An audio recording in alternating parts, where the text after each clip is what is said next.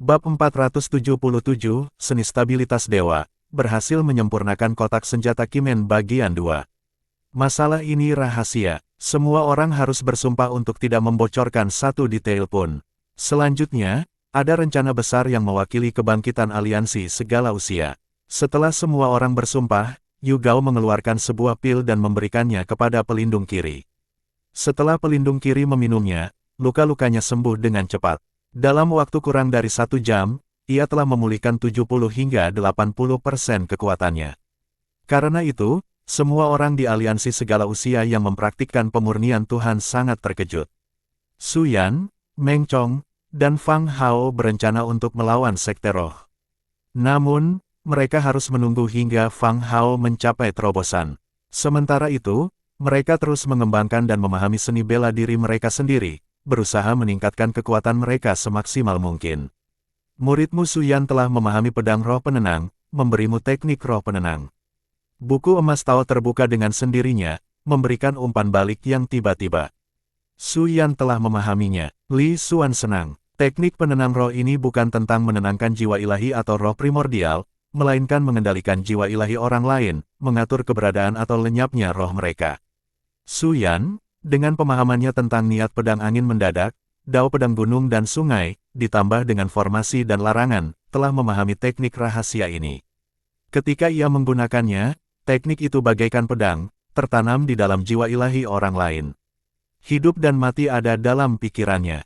Umpan balik dari buku emas Taois adalah tentang teknik penenang jiwa, yang tidak terbatas pada dao pedang. Teknik ini merupakan teknik untuk mengendalikan dan menentukan keberadaan atau lenyapnya jiwa ilahi orang lain. Kekuatan Su Yan meningkat cukup cepat. Li Xuan mendesah dalam hati. Meskipun Su Yan belum sepenuhnya menyadari keadaan niat ilahi, kekuatannya terus meningkat setiap hari. Dao pedang, niat pedang, dan susunan pedangnya telah meningkat pesat. Hal yang sama berlaku untuk Meng Chong. Meskipun tingkat peningkatannya tidak sedrastis Su Yan, ia tetap semakin kuat setiap hari. Su Lingxiu relatif lebih lambat, tetapi tidak terlalu lambat. Gadis ini, dia fokus pada pemurnian pil, larangan, dan formasi, dan tidak cukup memperhatikan peningkatan kekuatannya. Li Xuan menggelengkan kepalanya, tidak berniat mendorong Su Lingxiu. Sebulan telah berlalu sejak kepergian Yu Gao. Selama waktu ini, mereka telah menghubungi satu sama lain beberapa kali melalui jimat komunikasi. Fang Hao telah menyampaikan beberapa rencana, semuanya sebagai persiapan untuk tindakan melawan Sekte Roh. Mereka juga mengonfirmasi bahwa jimat komunikasi dapat mengirimkan pesan dalam jarak 30.000 mil. 30.000 mil mungkin dianggap jauh, tetapi bagi para seniman bela diri, itu bukanlah jarak yang begitu jauh. Jangankan link domain yang luas, bahkan di Yuzu pun, 30.000 mil hanyalah wilayah yang sangat kecil. Namun, metode komunikasi ini jauh lebih unggul daripada metode tradisional di domain link. Membangun relay komunikasi setiap 30.000 mil dapat mengirimkan pesan dengan cepat. Metode ini sangat penting untuk pembentukan jaringan komunikasi aliansi segala usia. Meskipun Sekte Roh dan keluarga-keluarga besarnya dibantai, aliansi hanya menderita kerugian kecil. Namun, jaringan komunikasi Swallow yang dibangun dengan susah payah hancur berantakan. Fang Hao sedang menyempurnakan wadah senjata aneh pertamanya. Setelah sebulan menyempurnakan dan menghabiskan banyak bahan kerajinan artefak berharga, ia akhirnya hampir berhasil. Pola-pola aneh surgawi dan buminya pun hampir selesai. Ia kini bisa memadatkan pola-pola aneh surgawi dan bumi. Berikutnya untuk meningkatkan kekuatannya secara signifikan. Muridmu, Meng Chong, telah memahami tingkat kedua tubuh emas tak terhancurkanmu yang tersusun pada hari besar, memajukan tubuh emas tak terhancurkanmu sendiri ke tingkat kedua. Meng Chong telah memahami tingkat kedua tubuh emas yang tak terhancurkan. Ini berarti pintu menuju tingkat kedua tubuh emas yang tak terhancurkan sudah terbuka. Begitu ia menyempurnakan level pertama, ia dapat mulai menerobos ke level kedua. Kekuatanku meningkat lagi. Li Xuan sangat gembira. Tingkat kedua tubuh emas abadi sesuai dengan alam asal ilahi, yang berarti tubuh emas abadi miliknya telah mengalami peningkatan yang signifikan. Baik seni bela diri tradisional maupun seni bela diri fisiknya berada di alam asal ilahi. Jika digabungkan, kekuatannya telah meningkat pesat. Dengan kekuatan tubuh emas tak terhancurkan milikku saat ini, membunuh seorang seniman bela diri di tahap akhir Dewa Pemurnian akan semudah menghancurkan belalang. Rasa aman Li Xuan jauh lebih kuat saat ini. Menjadi tak terkalahkan di domain Ling seharusnya sudah dalam jangkauan sekarang. Beberapa hari setelah Meng Chong memahami tingkat kedua tubuh emas yang tidak dapat dihancurkan, Su Lingxiu juga menyelesaikan pemahamannya tentang teknik kultivasi alam asal ilahi. Muridmu, Su Lingxiu, telah memahami teknik kultivasi alam asal ilahi seni bela diri alkemis yang kau susun, dan telah memajukan seni bela diri alkemismu ke alam asal ilahi. Ketiga teknik bela diri tersebut telah berkembang ke alam asal ilahi. Perasaan peningkatan kekuatan sungguh menggembirakan. Dengan gabungan ketiga teknik bela diri itu, kekuatannya kembali meningkat pesat. Li Xuan tiba-tiba menatap kucing merah, saat gelombang kekuatan iblis melonjak, dan kesadaran iblis yang mirip dengan niat ilahi muncul. Su Yan, Meng Chong, dan Su Lingxiu semuanya juga melihat ke arah kucing merah. Kucing gemuk ini telah membuat terobosan. Mulut Fang Hao berkedut, dia ternyata tertinggal di belakang kucing merah. Meong-meong, setelah berhasil menerobos, kucing merah sangat gembira. Ia segera berlari ke kaki Li Xuan, berjongkok di tanah dengan kepala terangkat, menatapnya, seolah menunggu pujian. Li Xuan mengangkat jade Ruyi dan memukulnya hingga mengenai kepalanya, sambil berkata, kamu baru saja memulai, kamu baru saja memperoleh persepsi iblis, tetapi kamu masih jauh dari iblis sejati. Agak sedih, kucing merah berbalik dan berlari ke Su Lingxiu untuk bertingkah lucu. Baru saja menerobos, tubuhnya lemah, dan ia membutuhkan pil obat untuk memulihkan kekuatannya. Yu Xiaolong dan Xiao Ha menyaksikan dengan iri. Ketika kucing merah menerobos, gelombang kesadaran iblis memberi mereka perasaan nyata menghadapi Raja Iblis. Pada hari yang sama, kotak senjata sepanjang 3 kaki lahir dari tangan Fang Hao, penyempurnaan sukses dari kotak senjata pintu aneh. Su Yan dan yang lainnya dengan penasaran berkumpul untuk menonton. Jadi ini kotak senjata pintu aneh. Su Lingxiu menyentuh kotak senjata berwarna emas gelap yang diukir rumit, wajahnya menunjukkan rasa ingin tahu. Adik kecil, cepat tunjukkan pada kami dengan demonstrasi. Meng Chong mendesak. Baiklah, Fang Hao juga sangat bersemangat. Ini adalah kotak senjata pintu aneh pertamanya, dan awal dari penampilan luar biasa seni bela diri pintu anehnya. Dengan tepukan tangannya, cahaya menyilaukan meledak dari kotak senjata. Kotak itu terbuka, dan cahaya pedang, bagaikan banjir yang menderu, melesat keluar. Dalam sepersekian detik, barisan pembunuh yang dahsyat turun. Kemudian, perangkat susunan itu melesat keluar dan turun secara radial, membentuk serangkaian susunan besar dalam sekejap. Segera setelah itu, Fang Hao menghentakkan kakinya dan memanfaatkan geografi surgawi dari pintu. Aneh, menyebabkan cahaya pedang yang mendominasi menyambar keluar dari dalam kotak senjata, melintasi ke segala arah. Susunan pedang terinspirasi dari kakak tertua, cahaya pedang yang mendominasi ini dipelajari dari kakak kedua, dan formasi danau besar terinspirasi dari kakak perempuanku. Formasi, larangan, geografi surgawi pintu aneh, dan kekuatan pembunuh yang terkandung dalam kotak senjata itu sendiri, semuanya dapat kukendalikan. Itu adalah kombinasi dari pembunuhan, pengikatan, ilusi, dan pertahanan. Fang Hao menjelaskan dengan bersemangat. Begitu kotak senjata itu dibuka, momentumnya luar biasa. Terutama pembunuhan susunan pedang pertama, sangat luar biasa, meskipun tidak setajam dao pedang Su Yan. Dikombinasikan dengan susunan, penerapan geografi surgawi, dan serangan yang terdapat dalam kotak senjata, kekuatan kotak senjata pintu aneh ini sungguh luar biasa. Dengan kekuatan Fang Hao saat ini, membunuh seorang seniman bela diri surgawi agung tidak akan menjadi masalah. Memblokir dan mengurung dewa pemurnian manusia surgawi untuk beberapa waktu juga dapat dicapai. Adik junior, aku akan mengajarimu teknik menggeser dan bertukar posisi tubuh, yang memungkinkanmu mengubah posisi dalam sekejap. Kamu juga bisa mencoba memahami lebih lanjut tentang 8 diagram. Kurasa itu akan menyatu sempurna dengan geografi surgawimu. Su Yan berkata setelah berpikir sejenak. Terima kasih, kakak senior. Fang Hao berpikir sejenak. Gambar 8 diagram muncul di benaknya, dan ia tampak sedikit memahaminya. Kemudian, Su Yan mewariskan teknik menggeser tubuh dan bertukar tempat kepada Fang Hao. Dengan teknik pergeseran, Fang Hao dapat secara aktif menghindari serangan musuh, dan perlahan-lahan melemahkan musuh yang kuat dengan bantuan kotak senjata pintu aneh dan formasi. Sebagai seorang guru, aku tidak perlu terlalu khawatir. Kakak Su Yan akan membimbingku.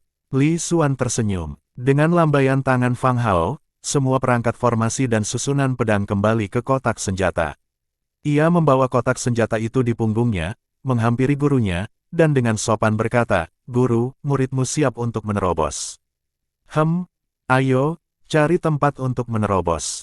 Li Xuan mengangguk. Setelah Fang Hao berhasil menerobos, ketiga saudara itu akan pergi untuk menyelesaikan urusan dengan Sekte Roh Giok. "Adik junior, ayo kita menerobos. Aku akan mencari teman akrab dengan adik kedua, memeriksa tambang roh Sekte Roh Giok, lalu kita bisa bertindak." Su Yan menunjukkan kegembiraan. Sekte Roh Giok dan keluarga Su berani memberinya hadiah besar. Karena situasinya seperti ini, dia siap mengambil semua sumber daya Sekte Roh Giok. Keluarga Dai hanyalah keluarga kelas 2, tetapi kekayaan mereka tak terbayangkan banyaknya. Sekte Roh Giok, yang dikenal sebagai sekte nomor 1 di Yuzu, sumber daya dan harta yang dikuasainya bahkan lebih tak terbayangkan. Su Yan dan Meng Chong meninggalkan istana untuk mencari Shen Haishu. Dan Fang Hao juga meninggalkan istana untuk mencari tempat yang cocok untuk terobosan, untuk memanfaatkan kekuatan langit dan bumi ke dalam tubuhnya, dan untuk menempa pola surgawi berikutnya. Guru Li Xuan tentu saja mengikutinya secara diam-diam untuk melindunginya, karena pemanfaatan kekuatan langit dan bumi dapat terdeteksi oleh para seniman bela diri Dewa Pemurnian dan mungkin menarik perhatian mereka. Bab 478, ini terlalu gila. Di suatu lokasi di negara Zheng, deretan gunung menjulang bagaikan seekor naga raksasa, mengumpulkan energi dahsyatnya di kepala naga itu, seakan siap terbang. Dengan kotak pertempuran di punggungnya, Fang Hao mendekati area tersebut, dengan ekspresi gembira di wajahnya. Tempat itu tampak seperti model alami alam bumi, menyediakan latar yang sempurna untuk membentuk formasi unik, menarik energi alam bumi ke dalam tubuhnya, menarik roh pegunungan ke dalam tubuhnya, dan menjadi lokasi ideal untuk terobosan. Dia mengetuk kotak pertempuran yang dibawanya, dan beberapa sinar cahaya terbang keluar, menyebar ke segala arah. Kemudian, ia mengeluarkan harta karun uniknya yang digunakan untuk menyusun formasi khusus dan mulai menatanya. Li Xuan mengamati dari balik bayangan. Meskipun kotak pertempuran telah berhasil disempurnakan, Fang Hao belum memadatkan niat ilahinya, sehingga ia tidak dapat membuka kotak pertempuran itu hanya dengan pikiran. Ia harus mengandalkan Yuan sejatinya untuk membukanya. Pola bumi dan langit yang dipadatkan Fang Hao selama terobosan ini seharusnya berada di dalam pil lumpurnya. Ini adalah pola niat ilahi, yang akan menghasilkan niat ilahi yang unik.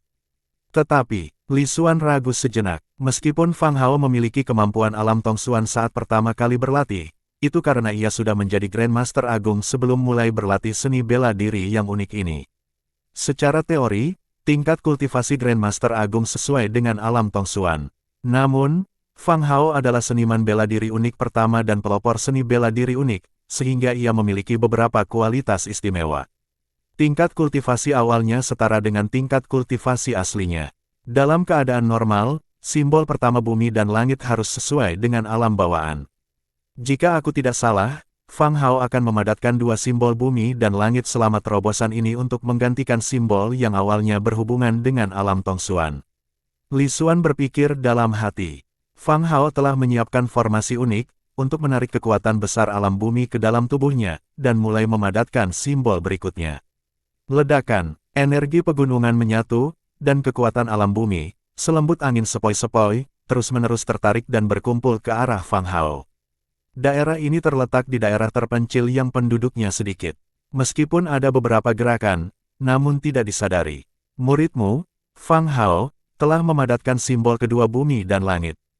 Kau telah memperoleh simbol bawaan kedua. Seperti yang telah diprediksi Li Xuan, selama terobosan ini, Fang Hao menebus simbol bumi dan langit yang awalnya berkorelasi dengan alam Tongsuan. Dan Fang Hao masih dalam proses terobosan lebih lanjut.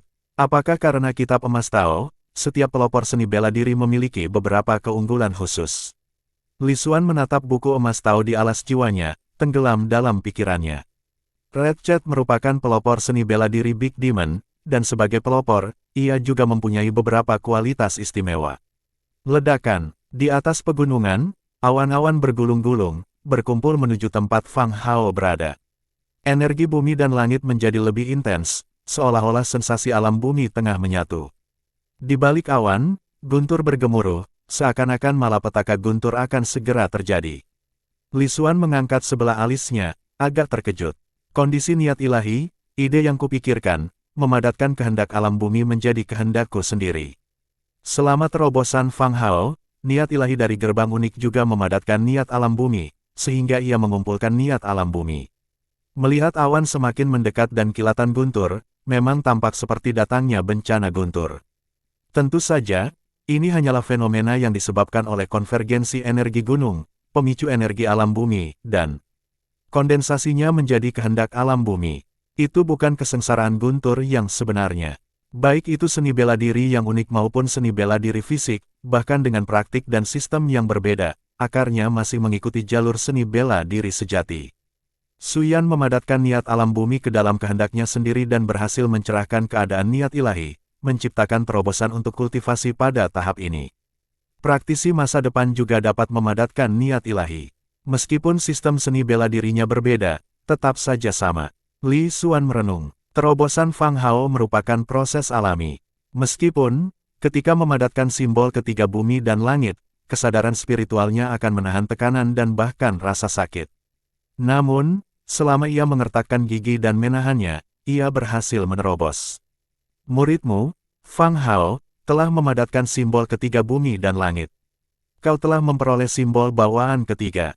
Ledakan, sebuah simbol tak jelas muncul di alas jiwa Li Xuan, seakan-akan itu adalah eksistensi bawaan yang bersemayam di alas jiwanya. Alam seni bela diri unikmu telah dipromosikan ke alam asal ilahi. Dengan munculnya simbol bawaan ketiga, niat ilahi Li Xuan yang sudah kuat kembali meningkat secara signifikan. Lebih lanjut, ranah seni bela dirinya yang unik juga meningkat ke ranah asal ilahi. Kini, keempat ilmu bela dirinya telah mencapai alam asal ilahi. Kekuatannya kembali meningkat. Setelah terobosannya, Fang Hao sedikit mengkonsolidasikan wilayahnya dan kemudian dengan bersemangat mengerahkan kotak pertempurannya. Dengan pikiran, kotak pertempuran terbuka, dan berbagai senjata unik beterbangan keluar. Dalam kehendak ilahinya, formasi, susunan pedang, dan gerbang unik semuanya berubah sesuai keinginan dan situasi. Pada saat ini, Fang Hao benar-benar menghargai kekuatan seni bela dirinya yang unik. Sebuah pikiran muncul, dan barisan besar dibentuk untuk mengubur musuh. Bagus, sekarang setelah kau memadatkan niat sucimu, perjalananmu di masa depan dalam seni bela diri yang unik akan jauh lebih lancar. Berusahalah untuk mengukir jalur bela diri yang unik, yang hanya milikmu sendiri. Li Xuan menampakkan dirinya dan berbicara. Ya, Guru. Fang Hao sangat gembira. Gurunya telah diam-diam menjaga terobosannya selama ini.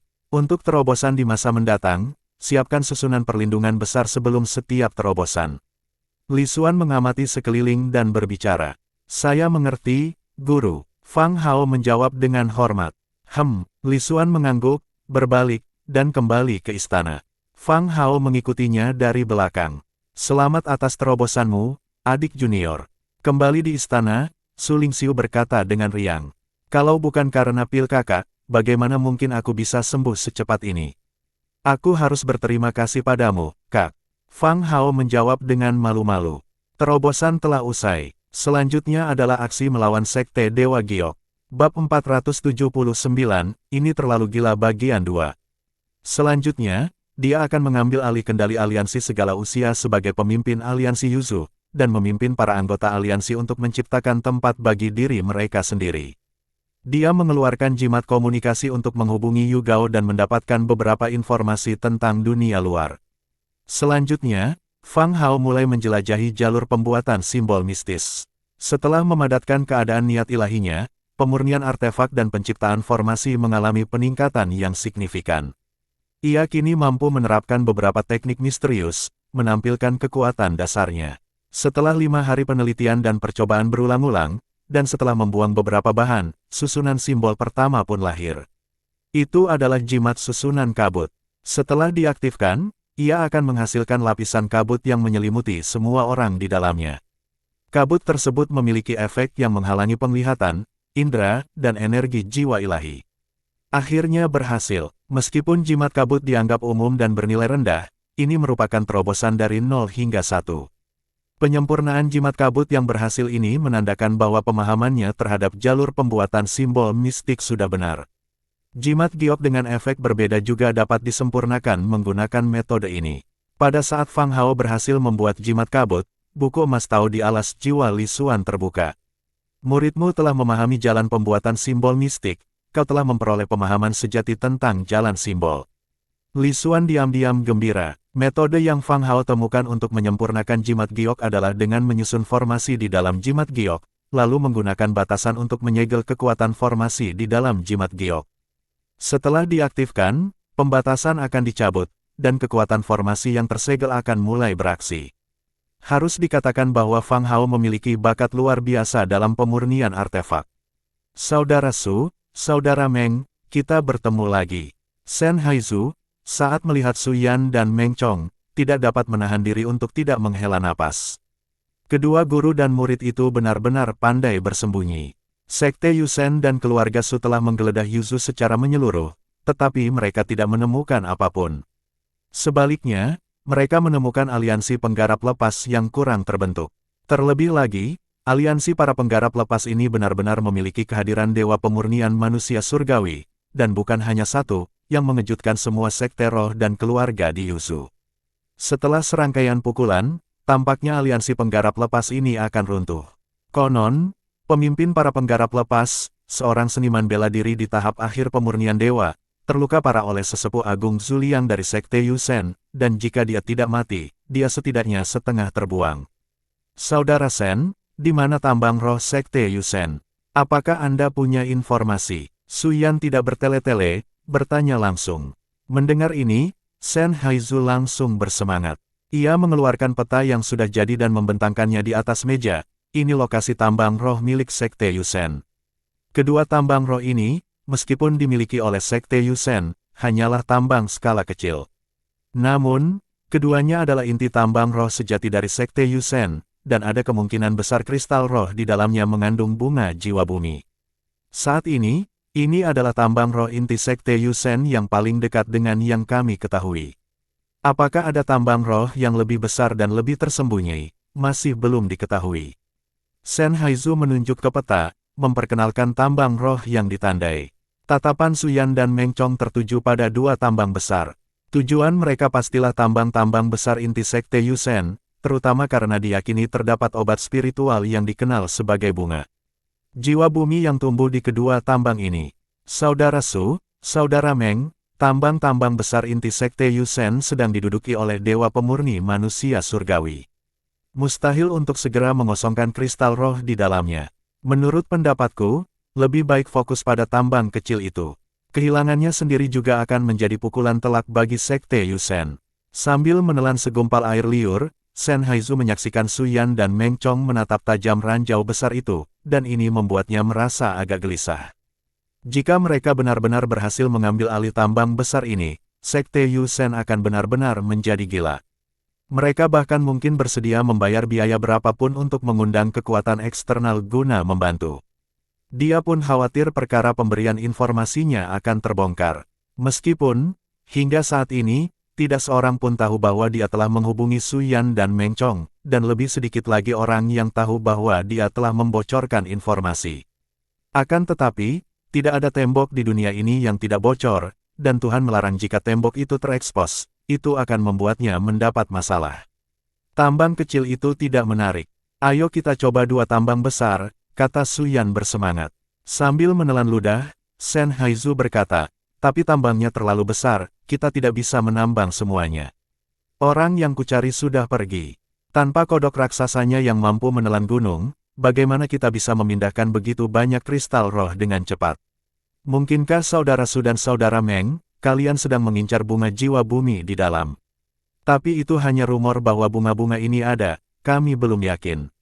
Lagi pula, jika bunga jiwa bumi tumbuh jauh di dalam tambang roh, begitu kita masuk, akan berbahaya jika kita tidak bisa keluar dengan cepat dan terjebak di dalamnya. Su Yan menepuk bahunya dan berkata, ini semua masalah sepele. Saudara Shen tidak perlu khawatir. Teman yang kau cari tidak akan dibutuhkan. Aku dan kakak seniorku sudah punya rencana. Jika benar-benar ada bunga jiwa bumi di sana, aku pasti akan berbagi pil obat yang dibuat darinya dengan Saudara Shen. Shen Haizu menyeka keringat dingin di dahinya, hampir membayangkan betapa hebohnya sekte roh. Ia mengingatkan, setelah urusan ini, Saudara Su dan Saudara Meng, segera tinggalkan Yuzu atau Sekte Roh akan kehilangan akal sehat mereka. Meng Chong menyeringai, akan sempurna jika Sekte Roh menjadi gila. Apa gunanya dua tambang roh saja? Tujuan utamanya adalah merampok gudang harta karun Sekte Roh. Shen Haizu langsung berkeringat dingin mendengar ini. Ini terlalu gila, terlalu berani, dari mana mereka bisa seberani itu? Sekte Roh dikenal sebagai sekte teratas di Yuzu, dan itu bukan lelucon. Baik dari segi kekuatan maupun kedalaman, mereka menakutkan. Selain itu, meskipun kemampuan Sekte Roh sendiri kurang, mereka selalu bisa meminta bantuan dari luar. Mereka memiliki beberapa koneksi dengan Sekte Roh yang kuat dari provinsi lain, dan aman untuk mengatakan bahwa Sekte Roh memiliki dukungan yang kuat. Saudara Shen, kami akan merepotkanmu untuk meminta informasi dari Sekte Roh. Kami hanya membutuhkan informasi tentang Zhu Liang dari Sekte Roh, serta pergerakan para prajurit Dewa Pemurni dan situasi di sekitar tambang besar. Kami akan berkumpul kembali beberapa hari kemudian. Su Yan menyimpan petanya dan berbalik ke Shen Haizu. Shen Haizu menggertakkan giginya dan mengangguk, tidak masalah, serahkan padaku. Dia sudah berada di kapal bajak laut, jadi jika dia mundur saat ini, bukankah dia akan terlihat seperti sampah? Lagi pula, betapa mendebarkannya jika bisa menggulingkan Sekte Roh, sekte teratas. Su Yan dan Meng Chong mengucapkan selamat tinggal dan pergi, kembali ke istana dengan peta. Jadi, ini tambang besar Sekte Roh. Bunga jiwa bumi, obat spiritual tingkat dewa. Fang Hao sangat gembira. Ia, seorang rakyat jelata, akhirnya akan menyerbu tambang besar milik Sekte Roh suatu hari nanti. Benarkah ada bunga jiwa bumi? Aku punya resep dan yang tidak mengandung obat spiritual berharga ini. Jika dimurnikan, itu bisa meningkatkan niat ilahiku secara signifikan dan mempercepat kultivasiku dalam keadaan niat ilahi. Su Lingxiu juga sangat bersemangat. Kemungkinannya tinggi. Hadiah untuk mengejarnya oleh Sekte Roh menyebutkan bunga jiwa bumi, dan bunga jiwa bumi lahir di pembuluh kristal roh. Ketiga saudara senior berdiskusi dan merencanakan sejenak sebelum mengundang Yu Gao. Setelah mencapai tahap niat ilahi, Fang Hao menciptakan kembali jimat komunikasi. Jangkauan komunikasinya setidaknya lebih dari 100.000 mil, dalam radius ratusan ribu mil, komunikasi dapat dilakukan tanpa hambatan. Selain itu, talisman komunikasi memiliki fungsi perekaman komunikasi tambahan dan dapat menambahkan komunikator baru. Fungsi ini tidak terbatas pada komunikasi dalam satu set talisman komunikasi saja. Dia juga membuat beberapa jimat giok seperti jimat kabut. Di saat-saat genting, jimat ini bisa digunakan untuk membuat musuh tertegun dan mengulur waktu untuk melarikan diri. Setelah mendengar rencana Su Yan, Yu Gao merasa kulit kepalanya geli. Ketiga saudara ini benar-benar berani dan benar-benar gila. Mereka tidak hanya berencana untuk menyerbu tambang kristal roh milik Sekte Roh, tetapi mereka juga berencana untuk menciptakan peluang untuk menyelinap ke dalam Sekte Roh untuk menjarah brankas harta karun mereka. Sebagai seorang seniman bela diri di tahap akhir Dewa Pemurnian, dia gemetar setelah mendengar semua itu. Apakah kita benar-benar akan melakukan ini? Yu Gao bertanya dengan cemas. Ketiga saudaranya, Su Yan, menatapnya dengan jijik. Mantan pemimpin aliansi dari aliansi segala zaman ini, bukankah dia terlalu pemalu?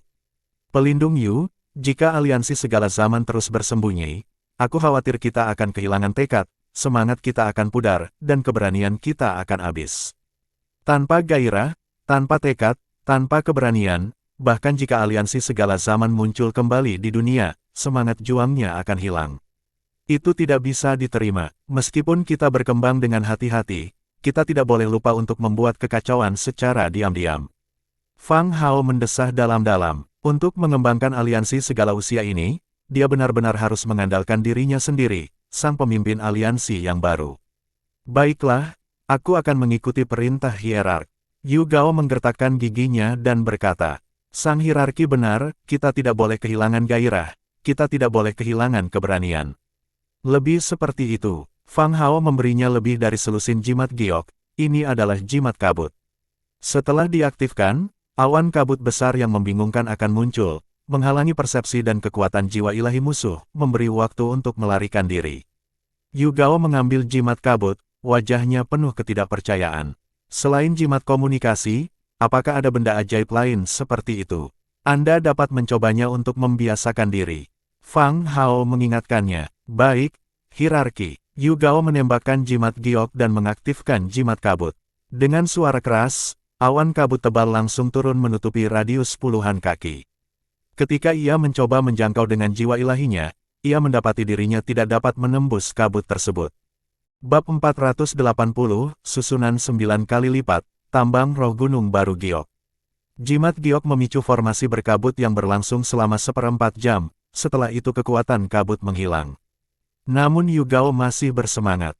Kalau saja dia punya jimat kabut saat itu, apakah dia akan berada dalam situasi putus asa seperti ini?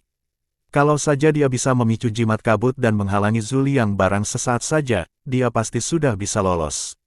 Bagaimana mungkin lawan-lawannya bisa mengejarnya? Ditambah lagi, saat pertama kali diterapkan, efeknya paling kuat. Pihak lain tidak akan tahu tentang keberadaan jimat kabut, tiba-tiba diselimuti kabut. Indra mereka akan terbatas dan kekuatan jiwa ilahi mereka tidak dapat menembus kabut.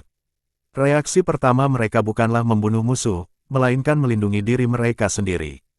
Berapa banyak seniman bela diri di aliansi segala zaman yang telah mencapai tahap pemurnian ilahi? Fang Hao bertanya dengan serius. Totalnya 12. Aku berada di tahap akhir pemurnian ilahi, pelindung kiri dan kanan berada di tahap tengah, dan sisanya berada di tahap awal.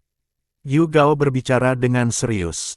Aliansi kultivator bebas, yang memiliki lebih dari 10 seniman bela diri yang telah mencapai pemurnian ilahi, dan dengan Yu Gao yang berada di tahap akhir pemurnian ilahi, kekuatan mereka setara dengan Sekte Roh kelas 1 dan keluarga bangsawan. Sekte ini berada di urutan kedua setelah Jade Spirit Sect. Jika Yu Gao sedikit lebih kuat dan dapat melawan Zhu Liang, kekuatan aliansi segala zaman tidak akan jauh tertinggal dari Sekte Roh Giok. Tentu saja, saat menghadapi aliansi kultivator bebas, Sekte Roh dan keluarga bangsawan secara alami akan bersatu, seperti operasi kali ini melawan aliansi segala usia.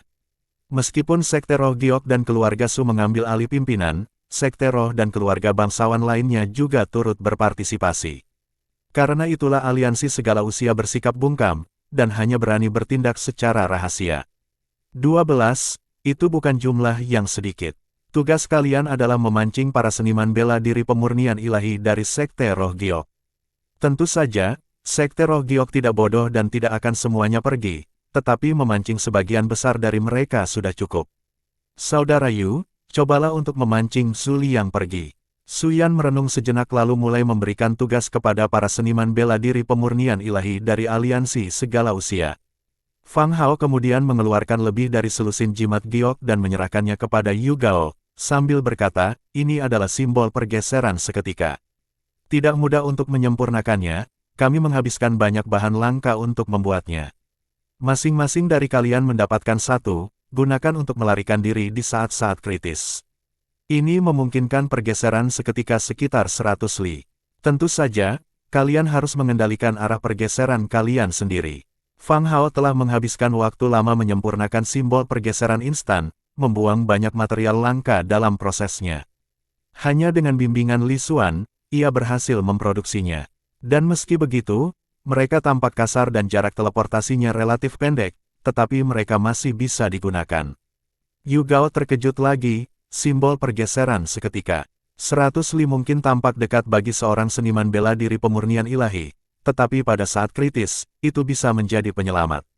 Yu Gao punya firasat bahwa membiarkan Fang Hao mengambil posisinya adalah keputusan terbaik yang pernah dibuatnya. Tetap terhubung melalui jimat komunikasi. Setelah mengatur tugas, Su Yan angkat bicara. Kak Yu, kamu harus memastikan ini tidak bocor. Kamu harus tahu konsekuensinya jika sampai bocor. Fang Hao berkata dengan serius. Saya mengerti, tidak akan ada yang bocor, kami semua orang yang dapat dipercaya. Yu Gao menggigil dan menjawab dengan sungguh-sungguh.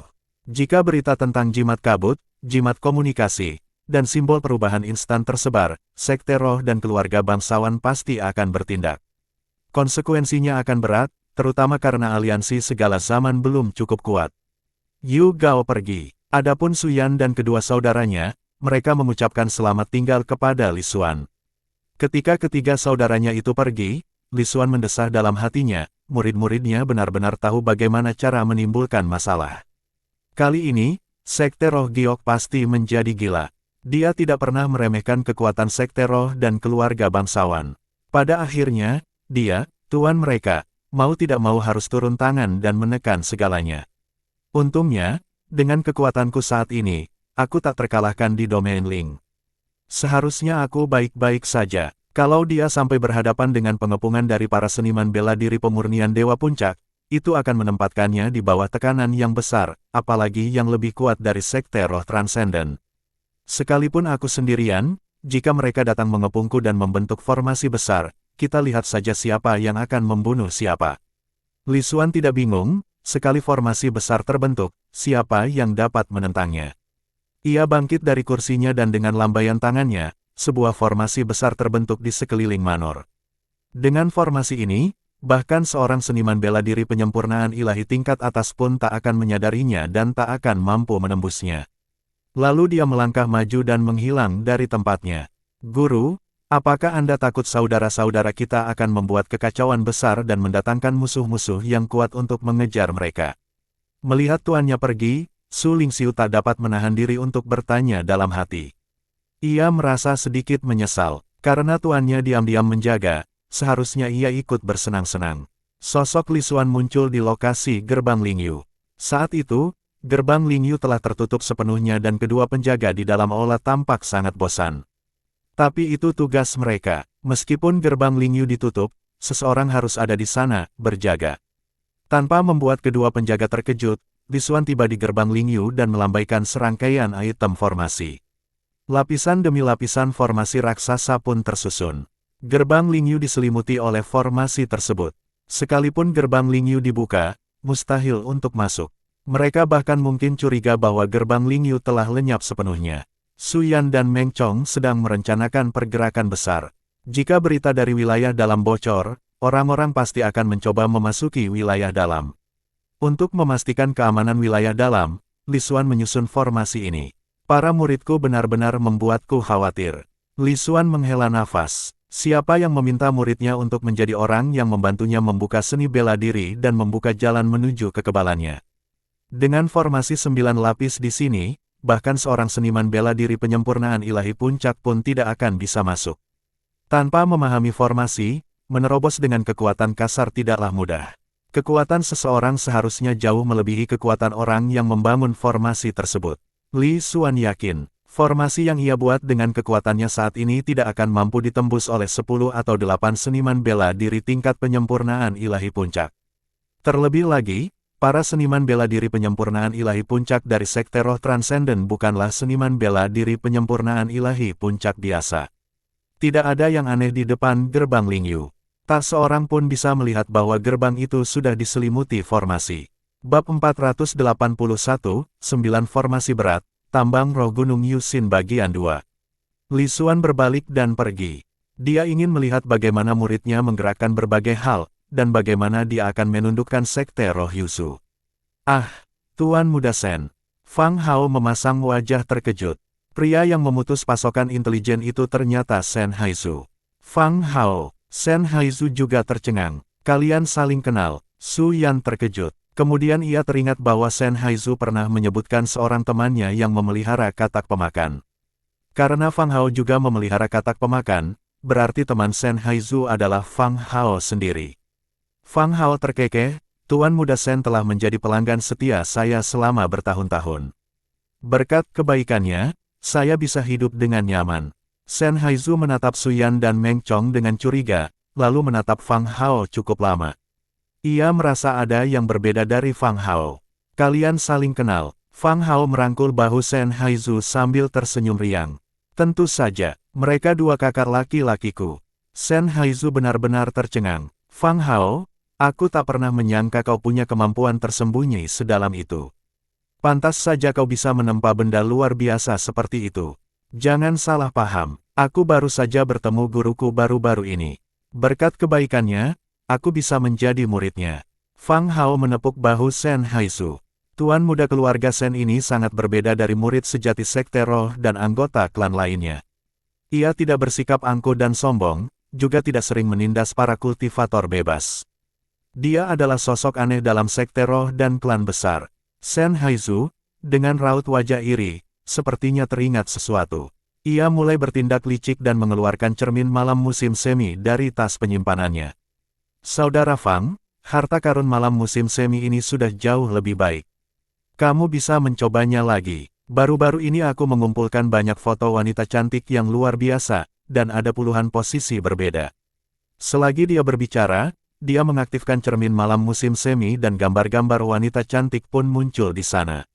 Melihat ini, Fang Hao buru-buru merebut cermin malam musim semi dari tangan Shen Haizu, memasukkannya kembali ke dalam pelukannya, dan memprotes, "Saudara Shen, kau menghinaku. Aku, Fang Hao, adalah orang yang jujur. Mengapa aku harus melakukan hal-hal yang tidak pantas seperti itu?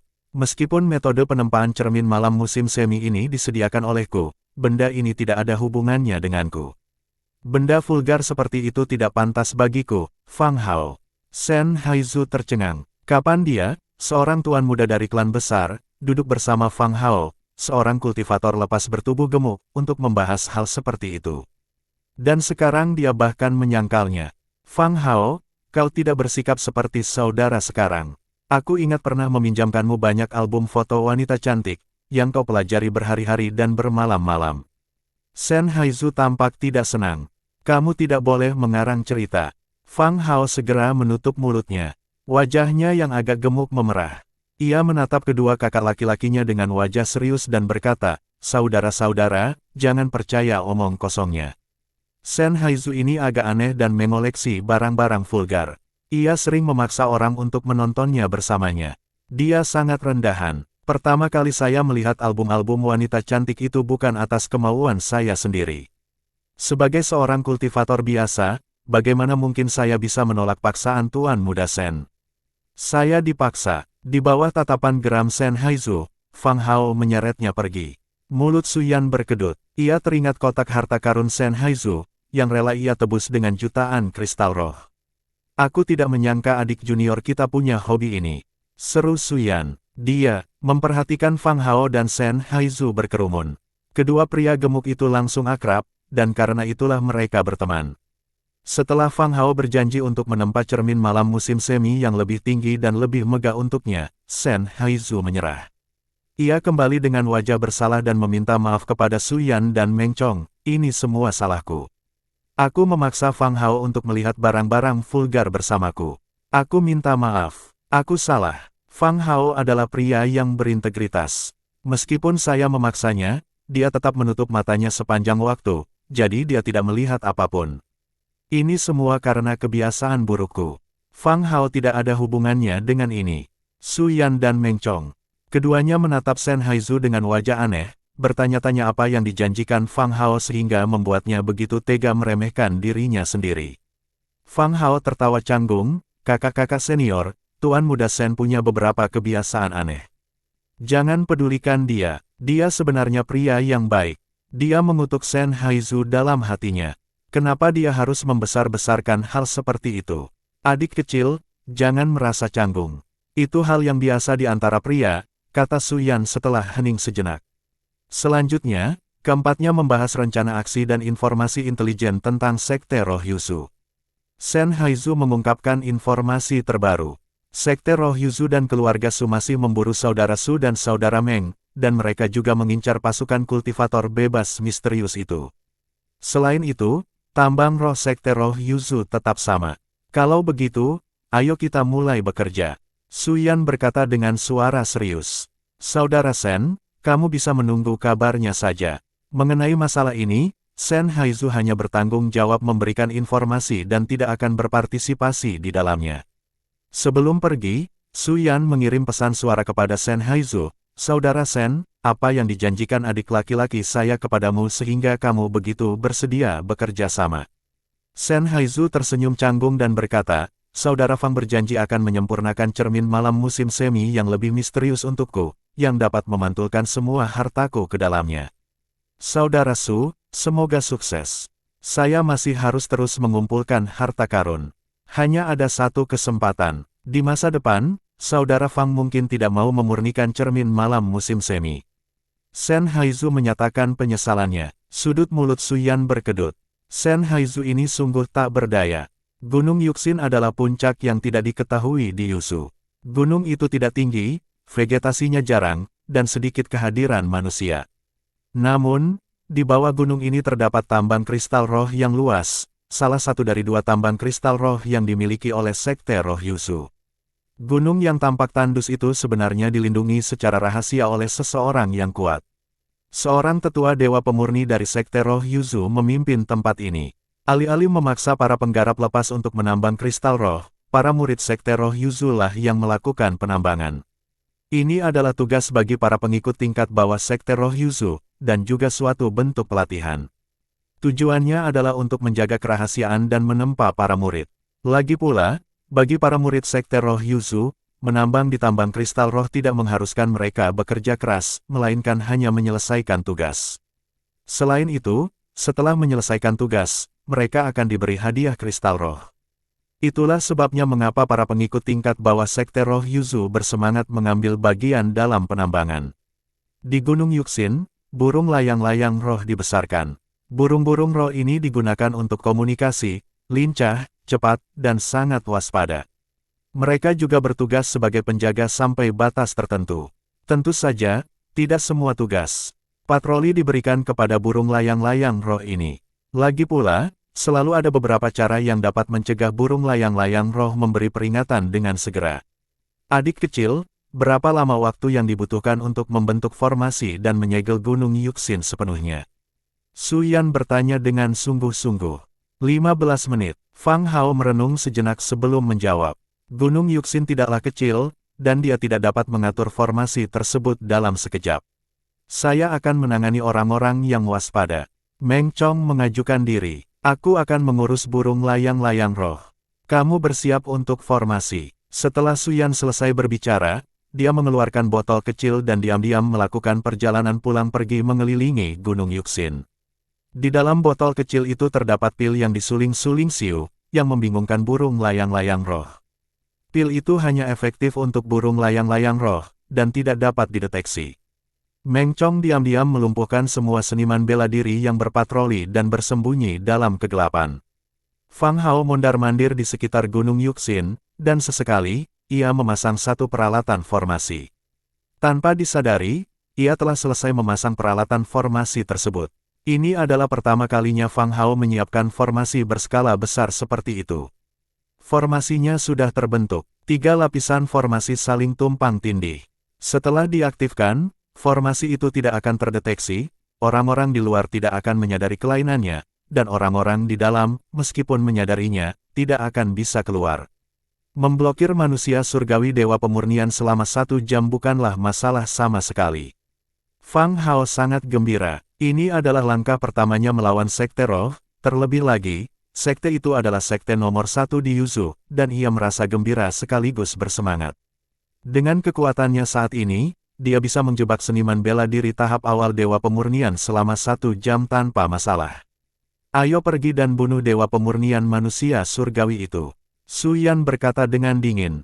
Setelah Dewa Pemurni manusia surgawi terbunuh, murid-murid Sekte Roh Yuzu lainnya tidak akan menjadi masalah. Mereka semua bisa terjebak di dalam formasi. Ketiganya berganti pakaian menjadi prajurit patroli Sekte Roh Yuzu, menarik kembali aura mereka, mengubah penampilan mereka, dan kemudian masuk melalui pintu masuk tersembunyi Gunung Yuxin. Saat mereka masuk, energi spiritual yang kental menyembur keluar dari gua. Ini memang tambang spiritual. Tak heran para penggarap lepas itu rela menambang di sini meski kesulitan. Fang Hao menghela nafas. Bab 482, Mencuri Tambang Spiritual, Mendaki Sekte Dewa Giok. Semakin dalam mereka menjelajah, semakin tak lama kemudian, mereka menemukan kristal-kristal roh berkilauan yang tertanam di seluruh dinding gua, menandakan bahwa mereka telah memasuki tambang roh. Tambang roh di bagian terowongan ini tidak digali, dan jumlah kristal roh terbatas. Secara berkala, ada batu bulan yang tertanam di dinding gua, cahaya keperakan lembutnya menerangi terowongan. Mereka melewati terowongan dan tiba di sebuah tambang bawah tanah yang sangat besar. Di sisi kiri pintu masuk, di dalam tambang yang sangat besar itu, terdapat sebuah paviliun, tempat orang bisa melihat seluruh tambang. Seluruh paviliun diukir dari batu kristal roh. Semua kristal roh di tambang digali, hanya menyisakan paviliun kristal roh ini. Di dalam paviliun, seorang pria parubaya tengah berkultivasi dengan mata sedikit terpejam, energi spiritual yang padat berkumpul ke arahnya. Di depan tambang, terdapat hampir 2 lusin jalur penambangan yang berjajar. Beberapa murid Sekte Dewa Giok, masing-masing memegang harta karun untuk menggali kristal roh, memasuki salah satu jalur penambangan bersama-sama. Tempat ini berada tepat di tepian seluruh tambang besar. Dan laki-laki di paviliun kristal roh itu adalah tetua ilahi Ling dari Sekte Dewa Giok yang ditugaskan untuk menjaga tempat ini. Selain itu, di bawah paviliun, dibangun beberapa rumah kecil yang terbuat dari kristal roh, tempat para diaken yang bertanggung jawab atas tempat ini tinggal. Setiap diaken adalah seniman bela diri dari alam surgawi agung. Su Yan langsung bangkit dan menuju paviliun. Meskipun kekuatan lawannya masih dalam tahap awal pemurnian dewa, bahkan tanpa penyergapan, ia mampu membunuh lawannya. Namun, bagaimanapun juga, dia ada di dalam tambang. Jika pihak lain, menyadari kekalahannya, menghancurkan tambang roh karena putus asa, yang berpotensi merusak bunga jiwa bumi yang mungkin ada di dalamnya, dia mungkin tidak akan bisa menghentikannya. Belum lagi, ada murid-murid Sekte Dewa Giok lainnya di tambang roh. Setelah mendengar gerakan itu, jika mereka menghancurkan bunga jiwa bumi, kerugiannya akan sangat besar. Benda paling berharga di tambang roh sebesar itu tidak diragukan lagi adalah bunga jiwa bumi. Ada apa? Tetua Sekte Dewa Giok bertanya dengan suara berat, sambil membuka matanya. Pengunjung itu adalah salah satu diaken yang berjaga di luar. Jika tidak penting, dia tidak akan pernah datang kepadanya. Lebih tua, Su Yan sudah memasuki paviliun dan berbicara dengan lembut. Saat dia membuka mulutnya, cahaya pedang muncul, dan arai pedang sungai gunung langsung menyelimuti pihak lain. Pedang pemusnahan mendadak jatuh. Tetua Sekte Dewa Giok benar-benar terkejut. Lagi pula, siapa sangka seseorang bisa meniru salah satu diaken pengintai dengan penampilan dan aura yang sama. Lebih jauh lagi, sebagai sekte teratas di Yuzu, siapa yang berani membunuhnya? Anda, wajah sesepuh Sekte Dewa Giok berubah drastis. Jiwa ilahinya melonjak keluar, dan cahaya putih muncul dari tubuhnya, siap untuk bertahan. Akan tetapi, formasi pedang sungai pegunungan telah tumbang. Gedebuk, siapa kamu? Tetua Sekte Dewa Giok terkejut. Pada saat itu, tubuhnya hancur oleh susunan pedang. Jiwa keilahiannya sedang runtuh. Dalam keterkejutannya, dia menanyakan pertanyaan terakhirnya dalam kehidupan ini. Dewa Pedang Su Yan. Su Yan berkata dengan dingin. Tetua Sekte Dewa Giok telah dihancurkan. Dia mengulurkan tangan dan mengambil tas penyimpanan milik tetua itu. Sementara itu, di bawah paviliun, Fang Hao dan Meng Chong dengan sigap menghadapi para diaken. Dengan kekuatan mereka, para diaken yang hanya berada di alam surgawi agung tidak memiliki peluang untuk melawan. Mereka bahkan tidak dapat mengirim peringatan sebelum mereka musnah. Fang Hao melambaikan tangannya, dan sebuah perangkat formasi terbang keluar. Dalam sekejap, sebuah formasi besar terbentuk di tambang yang luas itu. Setiap pengikut Sekte Dewa Giok yang memasuki tambang akan tersesat dalam formasi, bahkan tidak dapat menyadari adanya sesuatu yang abnormal. Ayo pergi, cari bunga jiwa bumi, kata Su Yan. Bunga jiwa bumi merupakan harta yang paling penting. Ketiganya menuju ke lorong-lorong tambang, setiap lorong memiliki papan nama. Di antara mereka, para diaken dan murid dilarang memasuki dua lorong. Bunga jiwa bumi, kemungkinan besar, tumbuh di dua lorong ini. Aku akan memeriksa lorong ini. Kalian berdua pergi dan jelajahi lorong yang tersisa. Su Yan memasuki salah satu lorong. Meng Chong dan Fang Hao memasuki lorong lainnya. Seperti yang diduga, jauh di dalam lorong menuju tambang kristal roh, di atas kristal roh yang berkilauan, sekuntum bunga putih tumbuh melekat erat padanya. Bunga jiwa bumi, itu adalah obat spiritual bermutu dewa, sangat langka bahkan di domain Ling. Su Yan merasa gembira, ia dengan hati-hati menggali bunga jiwa bumi, menyegelnya dalam larangan yang diajarkan Su Lingxiu untuk menyegel obat-obatan spiritual, dan menaruhnya di cincin penyimpanannya. Ia melirik tambang kristal roh. Jumlah kristal roh di sini tak terhitung. Hanya dari tambang kristal roh ini saja, Sekte Dewa Giok tidak akan pernah kekurangan kristal roh untuk melatih murid-murid mereka. Tentu saja, apa yang paling berharga tidak diragukan lagi adalah bunga jiwa bumi. Su Yan tidak menambang kristal roh. Jika mereka ingin menambang semua kristal roh di tambang ini, mereka tidak tahu berapa lama waktu yang dibutuhkan, lebih baik membiarkannya begitu saja. Dia meninggalkan lorong dan kembali ke tambang. Tak lama kemudian, Meng Chong dan Fang Hao juga kembali dengan gembira. Ada 2 bunga jiwa bumi di sini. Fang Hao berkata dengan bersemangat. Aku menemukannya di sana. Su Yan tertawa. 3 bunga jiwa bumi tumbuh di tambang roh ini.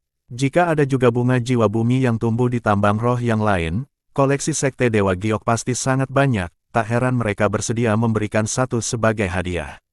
Dia melirik lorong-lorong lainnya.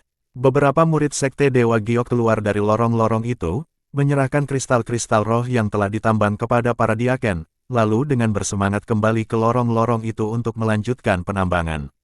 Namun, yang tidak diketahui para murid Sekte Dewa Giok adalah bahwa begitu mereka kembali ke tambang, mereka terperosok ke dalam formasi besar dan kini terperangkap dalam ilusi. Sepertinya mereka telah memasuki lorong untuk melanjutkan penambangan, tetapi sebenarnya mereka masih berada di dalam tambang. Ayo, kita pergi ke tambang besar berikutnya. Su Yan berbalik dan berjalan pergi. Tambang besar ini sekarang tertutup oleh formasi, para pengikut Sekte Dewa Giok di dalamnya tidak dapat menembus ikatan formasi, berita tidak akan bocor keluar. Bagian mana dari cerita ini yang paling kamu suka? Tulis di komentar, aku ingin tahu. Kamu punya teori tentang apa yang akan terjadi selanjutnya? Bagikan pendapatmu di bawah ya. Cerita ini lebih seru kalau kita bahas bareng. Ayo ngobrol di kolom komentar. Like kalau kamu juga suka dunia kultivasi seperti ini biar aku tahu kamu masih di sini.